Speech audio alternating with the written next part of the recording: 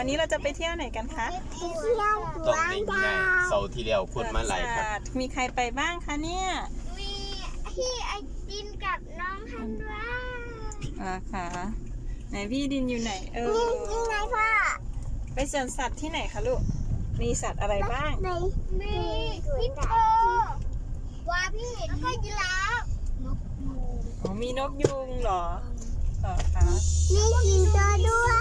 สิงโตด้วยเดี๋ยวเราจะไปดูกันนะคะ แล้วเจอกันที่สวนสัตว์ค่ะ เป็นสิงโต มาถึงสวนสัตว์แต่ยังไม่ดูสัตว์จะไปกินไอติมก่อน เพราะว่าน้องหน้าบึ้งน้องจะง่วงนอนใช่ไหม ใช่ น้องง่วงนอนน้องเลยจะไป กินไอ กินไอศครีมเอาไปเลือกเอาไป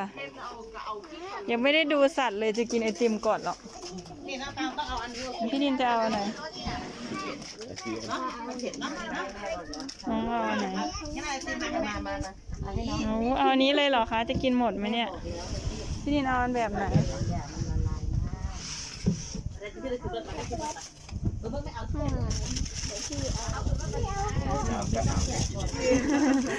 าเหมือนไอดิน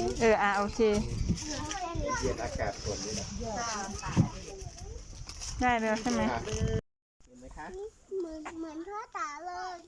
เหมือนของพ่อตา Welcome แม่คาม Kingdom บอก let's go แม่ของ อย่าเสียงดังทันวา มันจะกลัวตัวเองนะตรงนี้เป็นอะไรคะพี่ดินแนะนำน้องๆหน่อย พวง เป็นอะไรคะ พวงอันพวงพวง โอ้ แม่ทำไมเขาตัวนั้นเป็นแบบนั้น ไหนลูกมันมีตัวเมียกับตัวผู้เหรอ นี่ไงมันมานี่แหละ เล็กนะมันคนละพันหรือเปล่ากับมันคุณนะ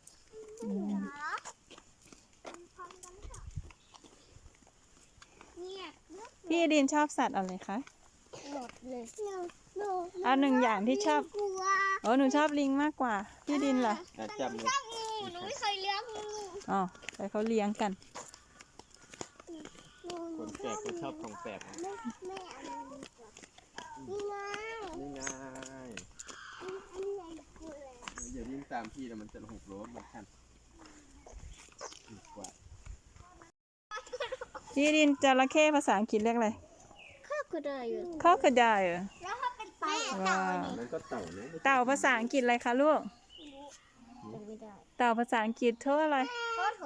yeah turtle มันนั่นไงหัวโผล่ขึ้นมาแล้ว2 ตัว น้องเห็นเต่าไหมคะ เหมือนหินเลยเนาะเต่าอะไรเนี่ย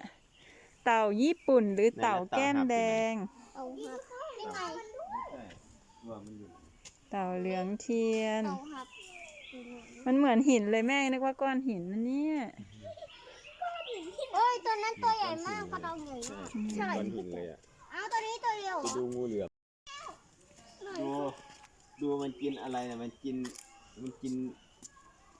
เป็ดเหรอปีกเป็นเต็มเลยน่ะเนี่ยเวลามันนั่น แต่ก่อนมันชอบนอนอยู่ข้างบนนี้นะงูเหลื เห็ อน ม ไหม อะ ที่มันขี้ออกขาวๆนะลูก เห็น เป็นก้อนอยู่น่ะ เดียเห็นงูยัง หนูก็เห็น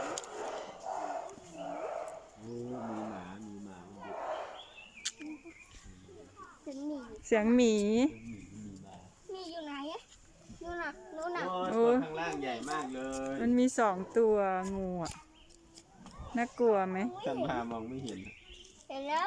ตัวใหญ่มาก ว่าต้อง เห็นไหม ทำแบ ล่ะ บ ตัวด้านล่างอ่ะ เห็นแล้ว น่ากลัว ทำไมมันคนละลายเลย2 ตัว มันไม่เห็นอ่ะมัน ไหน เห็นไหมพี่ดินดูมันนั่งสิอันนี้เขาเรียกว่ามีหมา มันดุไหมอะ ดุได้ยินเสียง เขาไม่ให้ อันนี้แหละ เสี เสี ย ย ง ง ดัง มัน นะ เมื่อกี้ก็ตัวนี้แหละ ไอดินกลัวไหมน้องชอบไหม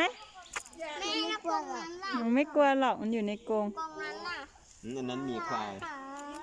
น่ารักจังเลยน้องบอก ควายมันไม่ดุ มีควายตัวใหญ่ ใจ มันอยู่ตรงนี้แล้วลูก อ๋อ ตรงหน้าหนูเลยนะ ดินเห็นไหมล่ะดินเห็นไหมล่ะเก่ง โบย อย่ามือไปก่อน บ้า นะ อย่าเอามือเข้าไปนะ มาโมบายมาจะยืนถ่ายรูป น่ารักไหมบายน้องบายบายเฉยเลย ตัวนี้ตัว มี ใหญ่ กิ๊กมันขอกิน เอามาขอกินตัวเล็กอันนั้นมีหมา นั่นไงอาหารมันก็มี อ ดูมันตามน้องมาตั้งแต่ทางเข้า ตามน้องมาตั้งแต่ทางเข้าไปละมัน มา ไป ทางนี้ทางนี้มาทางนี้ก่อน ไปรอข้างบนเพราะบ้านมันอยู่ข้างบน น้องไปทางนี้ค่ะ ดูมีขอ ดูอีกที่ตรงนู้น โอ้ยมันนั่งรอคอยอาหาร ไอ้เสือดาว อันนี้เสืออะไรคะลูก เสือดาว เสืออะไรคะ ทำอะไรอยู่อะเสือชีต้า เสือชีต้า มาเรียเสือชีต้ามันชอบเสือ เสือดาวหรือเปล่า เลี้ยงไหม เจ้า น่ารักไหม น้องจะเลี้ยงไหมให้มันนอนหน้าบ้านเหมือนในฟุกอะ อันนั้นอะอะไรน่ะ นอนเฝ้าบ้านหน้าบ้านเหมือนในฟุกอะ แล้วมันก็ปัดคนได้ไม่ให้มัน น่ารักไหมลูก น่ารักไหมคะ ไม่นะตรงนั้นเป็นกรงอะไร เสือน่ารักไหม ก็ตอนนั้นเขายังไม่ได้ลงหรอ ใช่ พาทัวร์เสร็จ1 รอบแล้ว เขาพาน้องทัวร์เสร็จแล้วค่ะ อ๋อ ไก่ฟ้าค่ะ ฮะ ใช่ค่ะ ไก่ฟ้าพาน้องทัวร์เสร็จแล้วค่ะ อันนั้นไก่ฟ้า อือฮึ เรียนตัวใหญ่มาก ว้าว ดูเสียงมันสิ นกกระเรียนหายากนะลูก มันมีตัวเดียวเหรอ นี่แหละตัวที่ร้องเพลงดังกว่าเขาตัวนี้เห็นไหมนะตัวที่ร้องสีเทาๆอยู่บนขอบ เสียงดังกว่าเพื่อนเลยนะ มีอำนาจมากเสียงมัน มีอันนั่งเหมือนพญานาคเลยเหรอ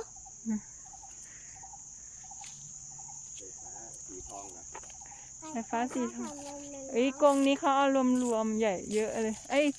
นั่นอะไรนะตัว เดินได้สักครู่ไหมไฟฟ้าสีทอง อันนี้สี เจออะไรมาบ้าง หนูไปหนูจะดูหมี อ๋อไปเจอหมีแล้วอะไรอีก ลูกยุงยักษ์ยืน เหรอคะ มีงูไหม มี เหรอคะ มีอะไรอีกหางยาวๆอยู่ในน้ เสือมีไหม ำมี ชอบไหมคะเนี่ย มีอะไรหางยาว ชอบไหม ชอบมากไหม ๆยักษ์ยืน เหรอคะ ชอบไหมคะ สนุกไหมคะ ลูกยุง สนุกไหม มาใหม่ไหม มาอีกไหม มาอีกเหรอคะบายบายสัตว์หรือยัง บ๊ายบายน้องบ๊ายบายไก่ฟ้า อ่ะแล้วจบคลิปแล้วสวัสดีค่ะด้วย สวัสดีค่ะ บ๊ายบาย สวัสดีค่ะ บ๊ายบาย แล้วเจอกันใหม่นะคะ แม่